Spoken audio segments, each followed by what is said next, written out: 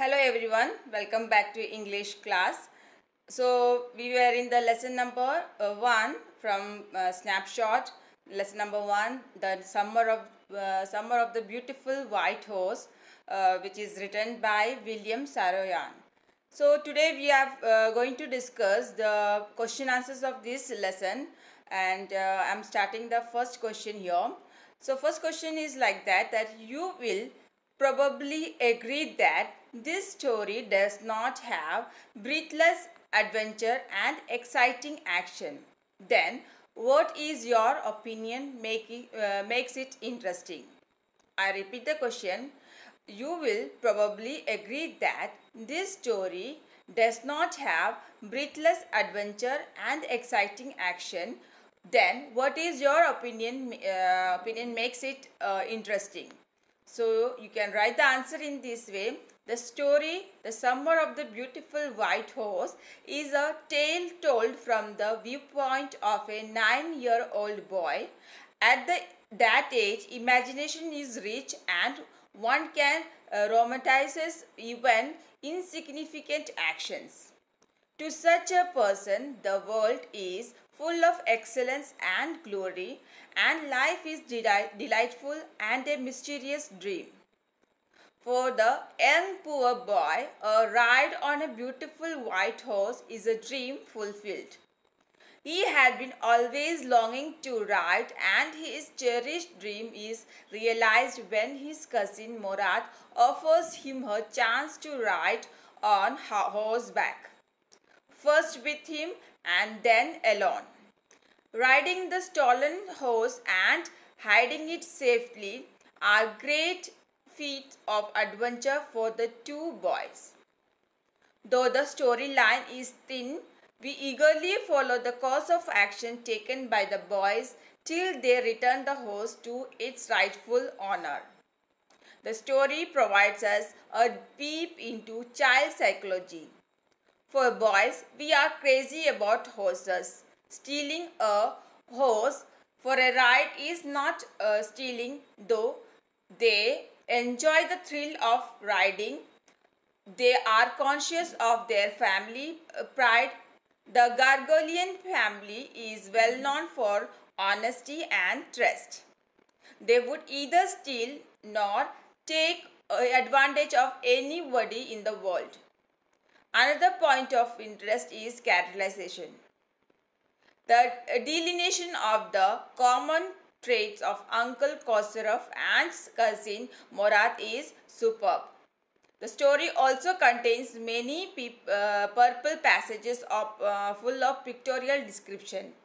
All these heighten its appeal to the reader. This answer you could write in the first question. Now the second question goes here. Did the boys return the horse because they were conscience stricken or because they were afraid? You can write the answer in this way. The story gives no indication that the boys were afraid of anyone or anything.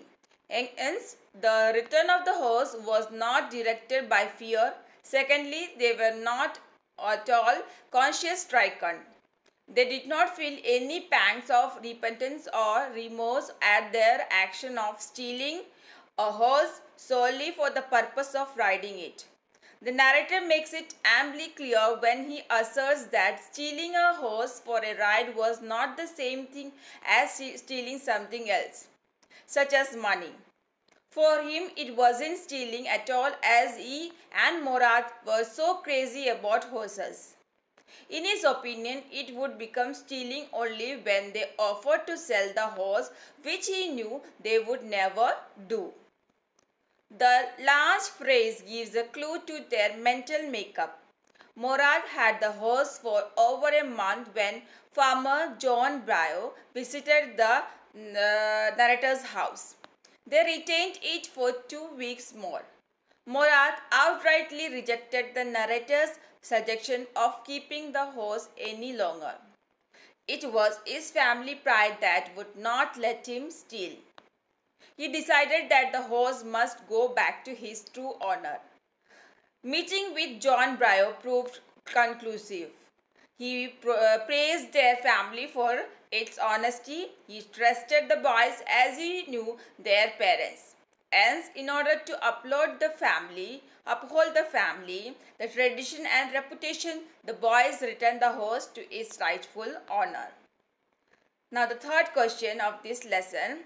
One day back, there in the old gold days when I was 9 and the world was full of every imaginable kind of magnificence and life was still a delightful and mysterious dream, the story begins in a mood of nostalgia. Can you narrate some incident from your childhood that might make an interesting story? I repeat the question. One day back, there in a good old days when I was 9 and the world full of every imaginable kind of magnificence and life was still a delightful and mysterious dream, the story begins in a mood of nostalgia. The story, can you narrate some incident from your childhood that might make an interesting story? So you can write the answer in this way. You can add your own point of view. But I am just giving you the briefly how to write this answer. So you can write in this way. I had just completed my primary education when I visited my uncle. He was a forest ranger in Dehradun. In those days there was a thick forest in the vicinity of the city and all sorts of wild animals prowled there. Uncle had advised us not to enter the deep forest, but forbidden fruit is sweet. My cousin Varun, a couple of his friends and I decided to explore the southern range. We had the kits of scouts and were fully prepared. In our boyish enthusiasm, we went deep into the jungle and reached George. We were amazed to see a lioness with her cubs. One of us, perhaps Mohit, clicked his camera and the flashlight scared the loneliness and she rode and leaped. Fortunately, there was a big ditch and she fell into it. Meanwhile, we lit our torches collected by dry leaves and twigs and set them on fire. Momentarily, we got respite from our attackers. We threw some green leaves on fire to give smoke signal. A patrol party noticed it and rescued us. I shudder whenever I think of this adventure when we were close to death. Now the question number 4. The story revolves around characters who belong to tribe in Armenia. Morad and Aram are members of Gargolian family, now locate Armenia and Assyria on the Atlas and prepare a write-up on the Gargolian tribes. You may write up about people, their names, traits, geographical and economical features as suggested in the story. So you can write the answer in this way. About the Gargolian tribes. This Gargolian tribes was an Armenian tribe. Even centuries ago, it was the wealthiest family in the part of the world. Now, however, every now branch of the Gargolian tribe was living in the most amazing and comical poverty in the world.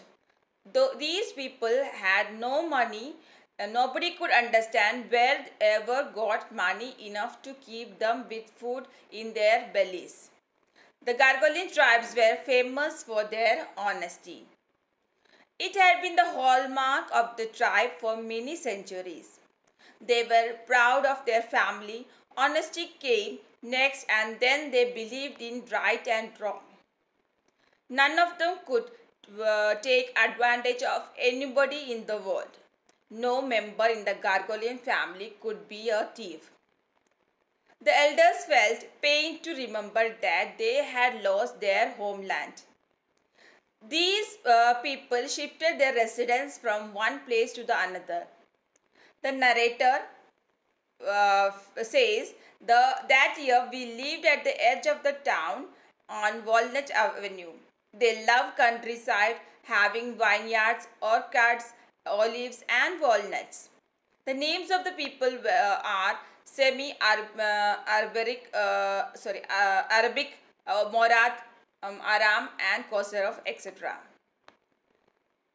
So some of the short answers I am going to read the questions and answers. These are the long answers I have read already now. Now I am going to read the discuss about the short answers. The first question of the short question. I couldn't believe what I saw, says the narrator. What was so unbelievable? Why? Answer is, the narrator saw his cousin Morad sitting on a beautiful white horse. It was unbelievable, for they belonged to poor families and buying such a beautiful horse was beyond their means. Now the second question, what two character traits of Morad are hinted by the narrator in the initial part of the story? Answer is, Morad was considered crazy by everybody who knew him except the narrator. He was quite crazy about horses. Secondly, he enjoyed being alive more than anybody else. Now the question number 3. This was the part that wouldn't permit me to believe what I saw. What part does the narrator hint at?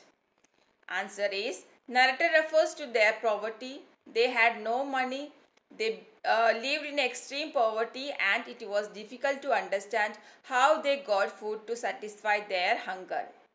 He frankly admits that every branch of the Gargolian family was living in the most amazing and comical poverty in the world. Now the short answer question, fourth question. Here it is like that. What traits of the Gargolian family are highlighted in this story? You can write the answer in this way. The Gargolian family, though now poor, were famous for their honesty even when they were wealthy.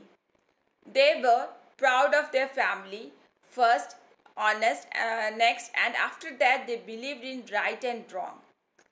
None of them would take advantage of anybody in the world. They would not steal. No member of the Gargolian family would be a thief. Now the fifth short question. How did narrator react on seeing the horse and Morad? I repeat the question. How did the narrator react on seeing the horse and Morad? The answer is, horse was magnificent to look at, gave out a lovely smell, and its breathing was quite exciting. Yet he couldn't believe that the horse had anything to do with Morad because he couldn't have brought it. Now question number 6. What conflicting thoughts passed through the narrator's mind on seeing Morad on a beautiful white horse early one morning?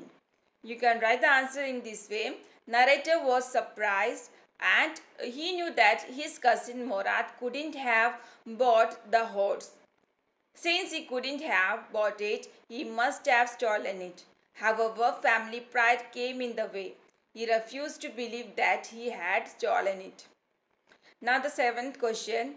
What feelings did the sight of cousin Morad and the horse arouse in the narrator? The answer is, narrator shared first at his cousin, then at the horse. There was a pious stillness and humor in each of them. He was delighted as well as frightened. Now the eighth question. It was true then, you had stolen the horse. There was no question about it. He had come to invite me to ride or not, as I choose. How did the narrator convince himself to enjoy a horse ride with cousin Morad? You can write the answer in this way. It seemed to him that stealing a horse for a ride was not the same thing as stealing something else, such as money, since he and Morad were quite crazy about horses. It wasn't stealing. He convinced himself with thought that it would become stealing only when they offered to sell it. Now the question number 9. Give example to show why cousin Morad was considered one of the craziest members of the narrator's family. Write the answer in this way. The cousin Morad had a crazy streak. He was quite crazy about horses. He kept the stolen white horse for about 6 weeks. rode it, loved it, fed it well, and hid it in a deserted yard. When he sang in the open countryside, it seems as if he were roaring. Now the 10th question of short answer of short questions. Why does the narrator mention Uncle Khosrow? Which characteristic features of the man are highlighted? I repeat, why does the narrators mention Uncle Khosrow? Which characteristic features of the man are highlighted? You can write the answer in this way. Cousin Morad seemed to inherit the crazy streak of Uncle Khosrow. He was a big man with powerful head of black hair and a very large moustache. He was quite furious in temper, very irritable and impatient. He would stop anyone from taking by roaring his pet phrase, "It is no harm, pay no attention to it." Next question, 11th one. Give an example to illustrate how Uncle Khosrow's impatience sometimes worked on his own advantage. Once Uncle Khosrow was getting his moustache trimmed in a barber shop. Suddenly their house was on fire. His own son, Arak, ran 8 blocks to the barber shop to inform him. Khosrow got impatient and wrote at his son. When the barber reminded him that his house was on fire, Khosrow wrote at him and stopped him from talking. Now the question number 12. The distribution of the various kinds of spirit of our tribe had been from the beginning capricious and vagrant. Elaborate. You can write the answer in this way. The Gargolian family had a crazy streak. Morad was considered the natural descendant of Uncle Khosrow as far as the crazy streak was concerned. Morad's father, Zorab, was practical and nothing else. But Morad was only his son, only in flesh, in spirit. He was similar to Uncle Khosrow. Now question number 13. Give a brief account of Morad's joy ride. You can write the answer in this way. Morad kicked his heels into the horse and shouted, "Bazare run." Means what? The horse stood on its hind legs, snorted and ran forward at full speed. Morad raced the horse across a field of dry grass into an irrigation ditch. He crossed the ditch on the horse. When he returned 5 minutes later, he was dripping wet. Now question number 14. How did Aram, the narrator, fare in his solo ride? Answer is, Aram leaped to the back of the horse, but it did not move. Then he kicked into the muscles of the horse. It reared and snorted, then it began to run. Aram did not know how to ride.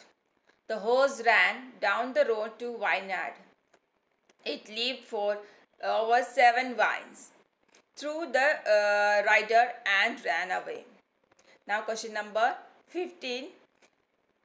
We will either take him back or hide him until tomorrow morning. Which course of action did the speaker take and why?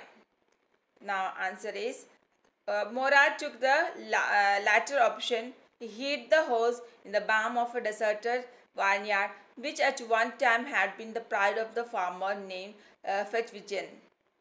There were some oats and dry alfalfa in the barn. So Morad did not seem worried about the horse. Now the question number 16. I have an understanding with the horse. Horses understand me. I have a way with the horse. How do you think had Morad developed an understanding with the horse, and what was the result? Answer is, Morad had been quite tender and affectionate towards the horse. He would put his arms around it, press his nose into the horse's nose and pat it. It was not easy to tame someone else's horse and get to it. Behave nicely. At first, it wanted to run wild. Gradually, Morad was able to control the horse and to do what he wanted. Even John Brio, the rightful owner, admitted that the horse had become better tempered and stronger than ever. Now the question number 17. Contrast the two visitors to narrator's house who visited them one afternoon. Answer is Uncle Khosrow was irritable, impatient and furious in temper. He stopped anyone from talking by roaring, "It's no harm, pay no attention to it." Farmer John Brio was a lonely Assyrian. He was sad at the loss of his horse and the uselessness of his surrey without a horse. Now, question number 18. How did Uncle Khosrow react to John Brio's complaint about the steal of his horse? Write the answer in this way. John Brio was sad that his white horse had stolen last month and it was missing even then. Instead of showing any sympathy, Uncle Khosrow became very irritated and shouted. Khosrow became very Khosrow said, "It's no harm. What's the loss of a horse? What is the crying over a horse?" Now the question number 19. What argument did farmer John Brio advance to prove the usefulness of a horse to a country dweller? I repeat the question. What argument did farmer John Brio advance to prove the usefulness of a horse to a country dweller? You can write the answer in this way. That first, his surrey was no good without a horse. Second, he had to walk 10 miles to get there and his left leg pained him. Thirdly, the horse had cost him $60. A city dweller like Khosrow may not realize the importance of a horse. Now question number 20. Why did farmer John Brio stalk out of the house slamming screen door? Write the answer in this way. Farmer John Brio visited the narrator's house and he was homesick, sad and lonely. Horse had been stolen for over a month. Instead of showing any sympathy or concern for his loss, Uncle Khosrow repeated his catchword. "It's no harm, pay no attention to it." When John Brio talked about the cost of the horse, Uncle Khosrow commented, "I spit on money." This was too much for John Brio to bear and so he left the house in disgust. Now the question number 21. How did Morad help the wounded robin to fly? What does this incident indicate? I repeat the question. How did Morad help the wounded robin to fly? What does this incident indicate? You can write the answer in this way. Narrator noticed Morad trying to cure the hind wing of a young robin which could not fly. He was talking to the bird. After some time, he threw the bird into the air. The bird tried hard and almost fell twice. However, at last it flew away high and straight. This incident shows that in spite of having a crazy streak, Morad was kind at heart and gentle towards God's creatures. Now question number 23. What request did the narrator make to his cousin Morad about the horse? How did he react to it? What does this reveal? You can write the answer in this way. The narrator requested his cousin Morad not to return the horse to farmer John Brio till he learnt to ride. Morad observed that it might take him a year. Narrator suggested to keep the horse for a year. Morad shouted that he was inciting him to steal. He declared that the horse must go back to his true owner. This shows his honesty and sense of family pride. Now question number 23. What did farmer John Brio observed after studying the horse the two boys had with them? Answer is farmer studied the horse eagerly and asked his name. Morad said that they called it my heart. John Brio appreciated it as a lovely name of a lovely horse. He was ready to swear that it was the horse that was stolen him many weeks ago. Now the question number 24. A suspicious man would believe his eyes instead of his heart. In what context was this observation made and by whom? I repeat the question. A suspicious man would believe his eyes instead of his heart. In what context was this observation made and by whom? You can write the answer in this way. This observation was made by farmer John Brio. After looking into the mouth of the horse, it matched the horse tooth for tooth. He would have claimed it as his own horse if he had not known for their parents or the fame of their family for honesty. The resemblance was so striking that he called it the twin of the horse. Now question number 25th. What do you think the induced the boys to return the horse to his owner? I repeat the question. What do you think induced the boys to return the horse to its owner? You can write the answer in this way.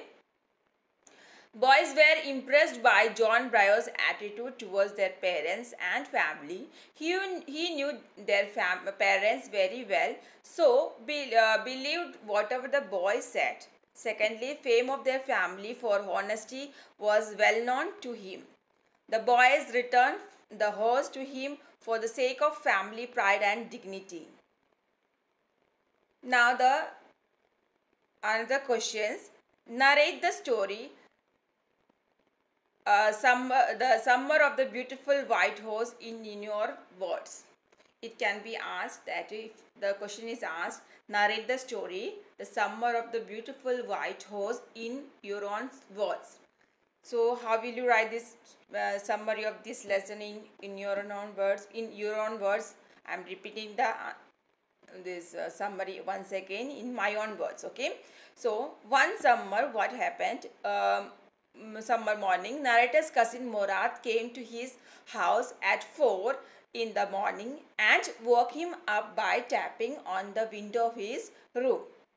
Narrator was surprised to see Morad sitting on a beautiful white horse. Morad asked him to be quick as if he wanted to ride a horse. Narrator Aram longed to ride and jumped down to the yard from the window and leaped up onto the horse behind his cousin Morad. Since these Armenian families were quite poor, Aram concluded that Morad must have stolen the horse. They rode and Morad sang. Then Morad had a joy ride alone. It seemed he had a long way with the horse, for when Aram tried to ride alone, the horse threw him off and ran away. Since it was broad daylight, Morad hid the horse in a farm of a deserted vineyard. That afternoon, farmer John Brio visited the narrator's house and related his plight. His white horse had been missing for over a month. Uncle Kosurov silenced him with his roaring and commands. Aram reported everything to Morad and requested him to keep the horse till he learned to ride. Morad did not agree. A chance meeting with farmer John Brio after a fortnight firmed up his decision. John Brio had believed the boys since he knew their fathers was fully aware of the fame of their family for honesty. Morad returned the horse to his owner then next morning. Second question. Relate some of the humorous incidents in the story. Which incident do you find the most amusing and why? Which is you find the most amusing and humorous incident in this story? According to me, the incident related to Uncle Kosorov are quite amusing. The repetition of his pet catchword, "It's no harm, pay no attention to it," causes humor whenever it is used in an incongruous contest. For example, his own son Arak ran 8 blocks to the barber shop where Kosorov was having his mustache trimmed to tell him that their house was on fire. This was a very serious matter. Instead of leaving the place, he wrote what? "It is no harm, pay no attention to it." And second incident, I feel that when the barber explained that the son was saying that his his house on fire, Kosorov silenced him by roaring, "It's no harm." At the end of the story, Uncle Kosorov again became irritated and shouted at a farmer John Brio to be quiet. He said that your house has been returned, your horse has been returned, and pay no attention to it. The most amusing incident is the conversation between the farmer and John Brio and Uncle Kosorov when the farmer sighed sadly and bewaited the sleep of his horse. Uncle Kosorov remarked, "It's no harm. What the loss of a horse? What is this crying over a horse?" John Brio tried to explain that his surrey was useless without a horse. Pat came Kosorov's catchword, paid no attention to it. This phrase is repeated when the farmer complained that his left leg hurt him. When John Brio said that the horse had cost him $60, Kosorov remarks, "I spit on money." This incident ends as John Brio walked out angrily, slamming the screen door. So students, we have discussed more than 30 questions in this video. I hope that you have understood, and you have to write these question answers. I will give you all the questions in the WhatsApp group. Until then, keep reading, keep practicing, and bye from me.